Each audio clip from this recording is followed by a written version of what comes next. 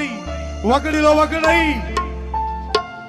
కలిసి జీవించి అనేక మంది రోగులను బాగు చేసి, చనిపోయిన వారిని లేపి, గుడ్డి వారికి చూపునిచ్చి, మోగవారికి మాటనిచ్చి, చెవిటి వారికి వినికిడి కలిగింపచేసి ఎన్నో అద్భుతాలు చేసి స్వామి లోకమును విడిచి నీ దగ్గరికి వచ్చి మమ్మల్ని ఆదరించడానికి, మమ్మల్ని బలపరచడానికి, నీ సన్నిధిలో స్థిరపరచడానికి, సత్యవాక్యము చేత సత్ప్రవర్తన కలిగి జీవించే కృపనివ్వడానికి స్వామి మా మధ్యకు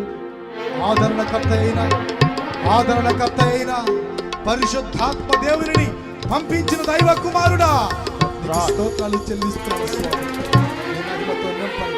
నీ కృపతో నింపండి, నీ కృపతో నింపండి, నీ కృపతో నింపండి, నీ కృపతో నింపండి, నీ కృపతో నింపండి, నీ కృపతో నింపండి, నీ కృపతో నింపండి, నీ కృపతో నింపండి, నీ కృపతో నింపండి, నీ కృపతో నింపండి, నీ కృపతో నింపండి స్వామి, నీ కృపతో నింపండి స్వామి, నీ కృపతో నింపండి స్వామి.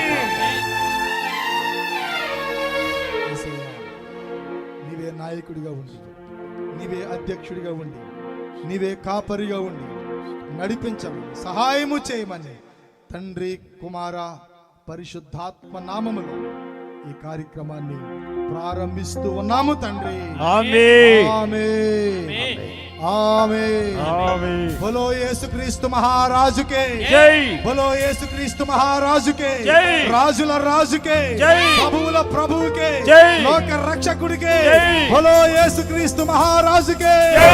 అందరూ చప్పట్లు కొడుతూ, అందరూ చప్పట్లు కొడుతూ, చప్పట్లు కొడుతూ, చప్పట్లు కొడుతూ, చప్పట్లు కొడుతూ ఆయన మహిమపరుద్దాం, మహిమపరుద్దాం.